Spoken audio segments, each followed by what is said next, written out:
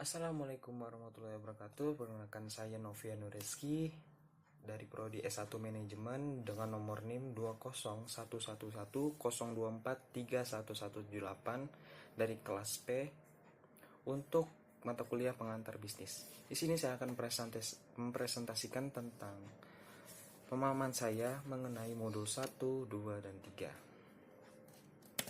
Mulai. Untuk modul 1, tujuan dari bisnis. Ada 3 poin. Menurut saya, vicious circles. Orang yaitu berbisnis untuk mendapatkan uang dan dibelanjakan untuk memenuhi kebutuhannya. Yang kedua, need and wants. Atau orang yang mendapatkan keuntungan akan tetap terus berbisnis karena keinginan terus bertambah seolah tak ada batasnya. Ketiga, keuntungan. Nah, inilah yang mendorong kuat seorang pebisnis untuk terus berinovasi agar bisnisnya terus berkembang. Kemudian pengertian dari bisnis. Menurut saya, pengertian dari bisnis adalah suatu usaha yang mengembangkan dan mentransformasikan sumber daya yang dimiliki untuk menghasilkan barang dan jasa yang dibutuhkan oleh konsumen untuk mendapatkan suatu keuntungan. Kemudian pelaku dari bisnis tersebut. Yang pertama, ada owner, adalah pemilik dari suatu perusahaan. Yang kedua, kreditur. Kreditur ialah penyedia pinjaman atau yang memodali untuk seorang entrepreneur. Yang ketiga, ada karyawan. Karyawan adalah seorang pekerja yang berperan penting sekali dalam suatu perusahaan tersebut. Keempat, ada supplier. Supplier itu adalah penyedia bahan baku untuk diproduksi. Dan yang kelima, ada pelanggan. Next. Untuk modul 2, tanggung jawab sosial perusahaan. Yang pertama, untuk pelanggan,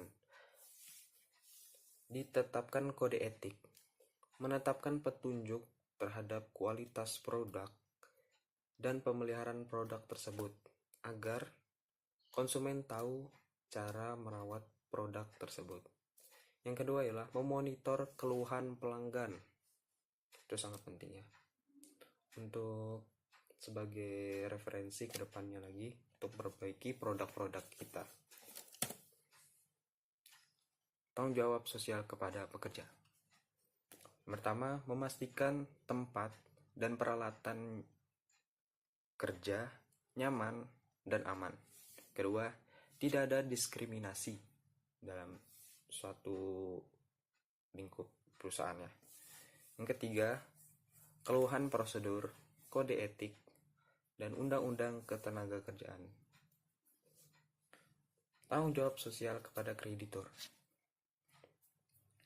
Sangat diharuskan jika memiliki permasalahan keuangan pada perusahaan harus diinformasikan kepada kreditur. Jadi kreditur dapat mengatur kembali jatuh tempo utang perusahaan tersebut. Kemudian tanggung jawab sosial kepada pemegang saham. Manajer perusahaan memonitor keputusan perusahaan untuk meyakinkan bahwa mereka membuatnya untuk kepentingan pemegang saham. Di sini saya ada poin lagi untuk tanggung jawab sosial. Ada 4 poin di sini. 1. Tanggung jawab kepada pelanggan untuk mendapat produk yang aman, mendapatkan informasi dari produk tersebut, konsumen didengar, dan memiliki hak pemilih untuk membeli produk. Kemudian tanggung jawab terhadap tenaga kerja untuk jaminan kesehatannya, jaminan keselamatan kerja, dan upah yang layak. Kemudian tanggung jawab kepada lingkungan untuk mencegah polusi dan kelestarian alam. Yang keempat, tanggung jawab kepada investor untuk mendapatkan laporan keuangan yang benar dan pengelolaan aktivitas perusahaan yang akurat. Kemudian pembahasan di modul ketiga. Bentuk-bentuk hukum.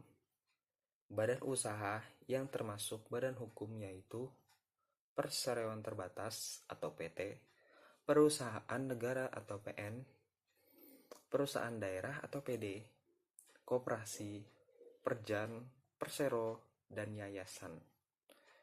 Kemudian badan usaha yang bukan badan hukum adalah perusahaan perseorangan, firma, dan CV. Kemudian lingkungan perusahaan.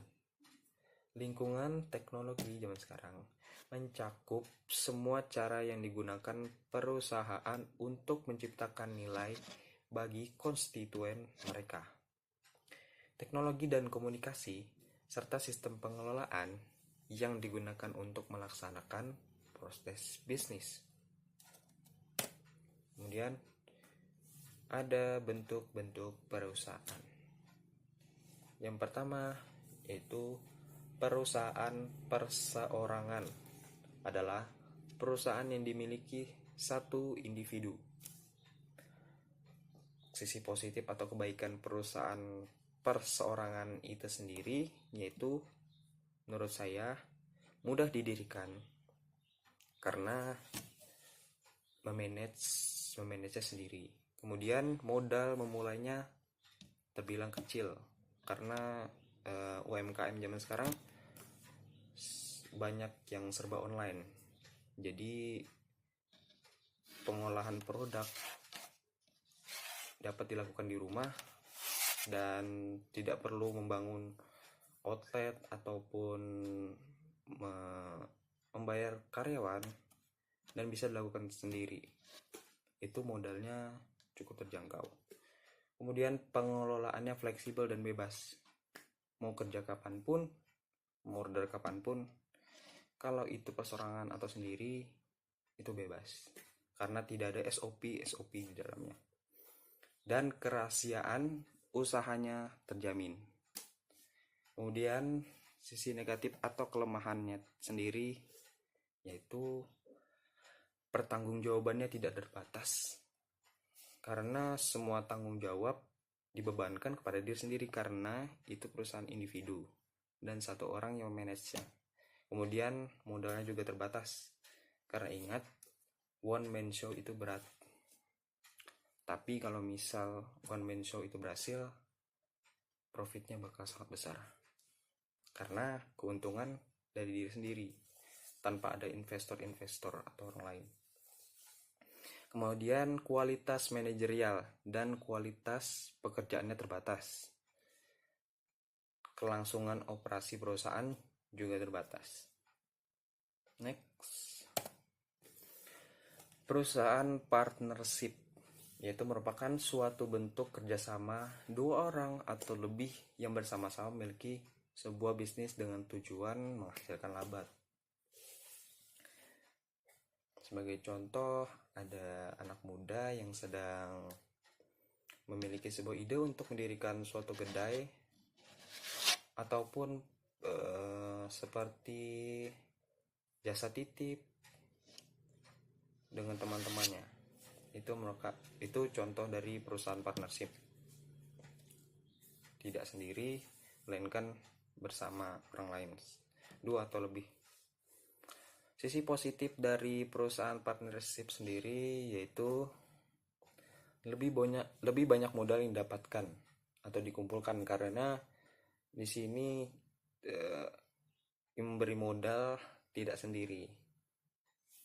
Ada beberapa individu lain, 2 atau 3 orang, ya lumayan lah untuk modal bisnis.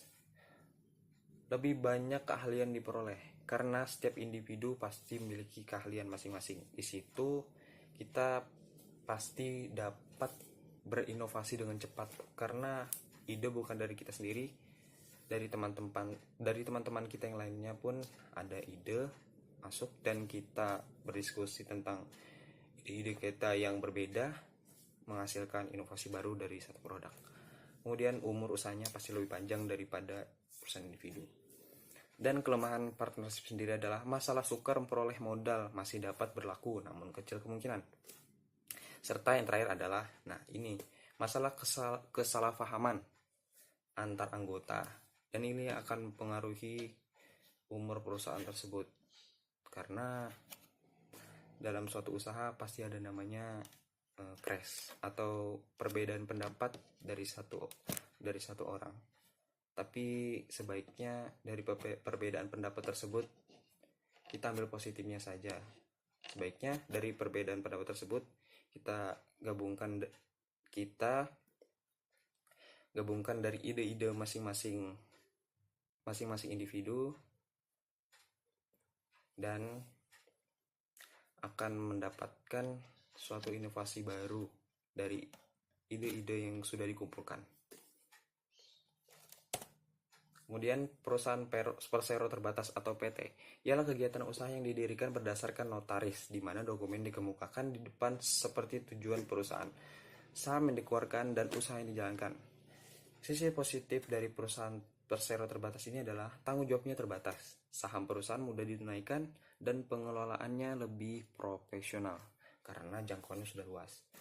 Kemudian kelemahan persero terbatas sendiri yaitu pendiriannya lebih kompleks. 2 kali pembayaran pajak, peraturan yang harus dipatuhi lebih banyak karena perusahaan besar pasti memiliki SOP karena pekerjaannya sangat banyak, dan sukar merahasiakan perusahaan.